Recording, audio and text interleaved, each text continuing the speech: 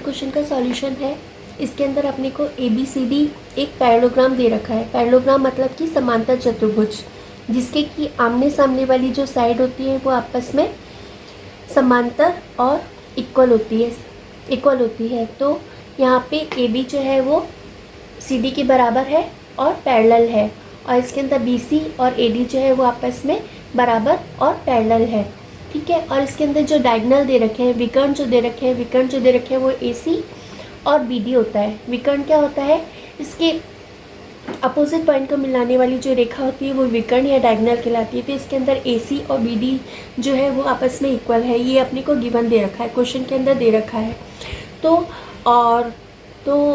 Rectangle की जो definition होती है, आयत की जो परिभाषा होती है, उसके अंदर जो है वो अपोजिट साइड जो होती है वो इक्वल होती है। आमने सामने वाली जो भुजाएं होती है वो बराबर होती है और चारों कोण जो होते हैं 90 डिग्री के होते हैं। तो ये समांतर चतुर्भुज है। समांतर चतुर्भुज की तो आमने सामने वाली जो साइड्स दे रखी है वो तो इक्वल होंगी और पैरेलल होंगी। अपने को ये प्रूव करना है कि ये जो कोई सा भी एक एंगल अगर अपन 90 डिग्री प्रूव कर दे इसके अंदर, तो ये जो होगा, ये समांतर चतुर्भुज जो होगा वो रेक्टेंगल कहलाएगा, आयत कहलाएगा।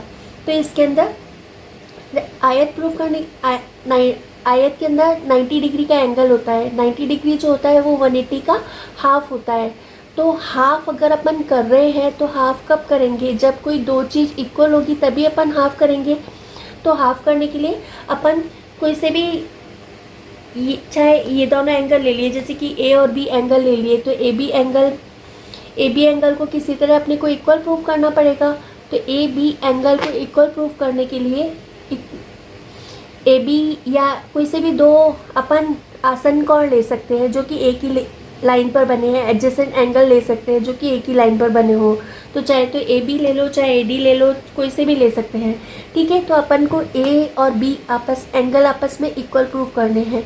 तो दो एंगल आपस में इक्वल कब प्रूफ होंगे? जब उनके सामने वाली जो साइड होगी इक्वल होगी, और सामने वाली साइड किसी भी उसमें नहीं, वो जो कॉन्ग्रुएंट ट्रायंगल होते हैं, कॉन्ग्रुएंट ट्रायंगल में सामने वाली साइड इक्वल होगी, इक्वल एंगल के सामने वाली साइड इक्वल होगी। या किसी भी कॉन्ग्रुएंट ट्रायंगल के अंदर अगर दो साइड इक्वल है तो उसके सामने वाले एंगल भी इक्वल होंगे। तो इक्वल एंगल प्रूफ करने के लिए अपने को इसके सामने कॉन्ग्रुएंट ट्रायंगल में इसके सामने वाली साइड इक्वल प्रूफ करनी पड़ेगी। ठीक है। तो अपन ये देखेंगे कि कौन कौन से दो ट्रायंगल के अंदर ये दोनों एंगल आ रहे हैं, एंगल A और एंगल B आ रहे हैं। तो एंगल A और B कौन कौन से ट्रायंगल के अंदर आ रहे हैं? एंगल A और B जो आ रहे हैं, यहाँ पे मैं ये लूँगी, ये है अपना A B C D, ये समझ लीजिए कि सीधी लाइन है। तो अपन एक तो ट्रायंगल लूँगी मैं BAD, एक ट्रायंगल तो लूँगी BAD और दूसरा ट्रायंगल जो लूँगी मैं ABC लूँगी। और ये समांतर चतुर्भुज है, तो समांतर चतुर्भुज के पैरेललोग्राम है, तो पैरेललोग्राम की ये दोनों साइड जो होंगी वो आपस में इक्वल होंगी और पैरेलल होगी। और अपने को ये दोनों भी इक्वली दे रखा है कि AC जो दे रखा है वो AD के बराबर दे रखा है, AC जो है वो AD के बराबर दे रखा है। ठीक है। तो अपन अपने को कौन कौन से एंगल चाहिए? अपने को एक तो चाहिए एंगल A और एक एंगल B चाहिए। किसी तरह इन दोनों एंगल को इक्वल प्रूफ करना है। तो एंगल A और B इन दोनों ट्रायंगल के आ रहे हैं। ठीक है। BAD और ABC। ठीक है। एंगल A तो इस वाले ट्रायंगल में आ रहा है BAD में, और एंगल B जो आ रहा है वो इस वाले ट्रायंगल BAC में आ रहा है। इस कारण अपन ने ये दोनों ट्रायंगल लिए। अब इन दोनों ट्रायंगल के अंदर यहाँ पे ये जो है वो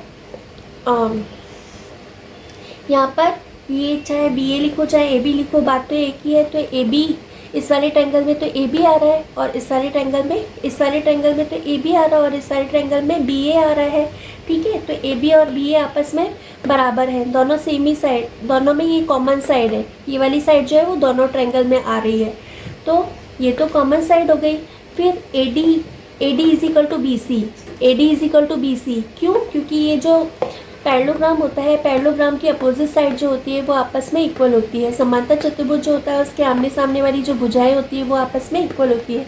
तो यहाँ पे AD और BC आपस में इक्वल होंगे। सेकंड थिंग ये आ गई। फिर अपने को यहाँ पर दे रखा है कि AC और BD आपस में इक्वल हैं, जो विकर्ण है, जो डायगोनल है वो आपस में इक्वल है। तो यहाँ पर ट्रायंगल में 3 साइड होती है, तो एक ट्रायंगल की परस्पर तीनों साइड किसी न किसी दूसरे ट्रायंगल की किसी न किसी साइड के बराबर है। ठीक है, जैसे कि ये साइड इस साइड के बराबर, ये साइड इस साइड के बराबर, और ये दोनों में कॉमन, तो ये भी साइड है, ये भी साइड है, ये भी साइड है। तो एस कॉन्ग्रुएंसी रूल की वजह से सर्वांगतमता के नियम की वजह से ये दोनों ट्रायंगल जो होंगे वो कॉन्ग्रुएंट होंगे। ठीक है, ये दोनों जो ट्रायंगल लिए थे वो दोनों ट्रायंगल जो होंगे वो कॉन्ग्रुएंट होंगे, सर्वांग सम होंगे। तो अगर दो ट्रायंगल कॉन्ग्रुएंट है तो अगर कोई साइड इक्वल है तो उसके सामने वाले एंगल भी इक्वल होंगे, या अगर दो एंगल कॉन्ग्रुएंट एंगल में दो एंगल इक्वल है तो उसके सामने वाली साइड भी इक्वल होगी। तो ये दोनों साइड जो है वो आपस में इक्वल है। तो इस वाली साइड के सामने AC के सामने तो बन रहा है एंगल B, और BD के सामने जो बन रहा है वो एंगल A है। तो ये दोनों एंगल जो होंगे आपस में बराबर होंगे। तो इसको फुल फॉर्म में अगर अपन लिखना चाहें तो एंगल A को लिखेंगे अपन BAD, एंगल A को लिख सकते हैं अपन BAD, और एंगल B को लिख सकते हैं अपन ABC। तो ये दोनों एंगल जो होंगे वो इक्वल होंगे। क्यों होंगे? क्योंकि इन दोनों ट्रायंगल को अपन कॉन्ग्रुएंट प्रूव कर चुके हैं, तो CT का मतलब है कॉन्ग्रुएंट ट्रायंगल। तो कॉन्ग्रुएंट ट्रायंगल के जो कॉरस्पॉन्डिंग पार्ट होंगे, मतलब इक्वल साइड के सामने इक्वल एंगल या इक्वल एंगल के सामने इक्वल साइड, जो कॉरस्पॉन्डिंग पार्ट होंगे वो भी आपस में इक्वल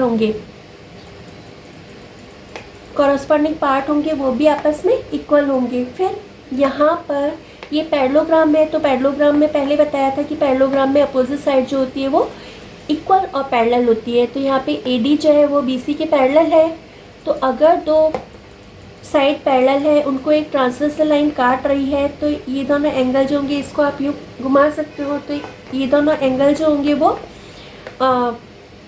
कोई इंटीरियर एंगल होंगे। और अगर दो साइड पैरेलल है, उनको एक ट्रांसवर्सल लाइन काट रही है, तो कोई इंटीरियर एंगल का जो सम होता है वो 180 डिग्री होता है। तो यहाँ पे इन दोनों एंगल का सम जो होगा वो 180 डिग्री होगा।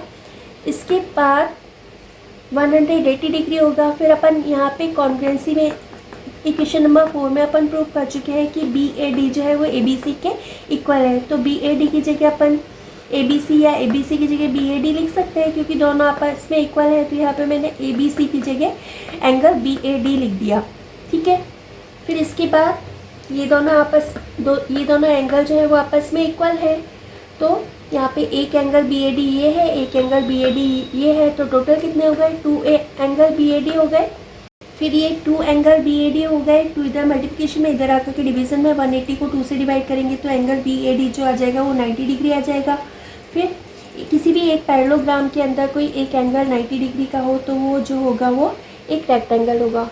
I think you have understood. If you have understood, please like, share and subscribe my channel. Thank you for watching my video. Love you all.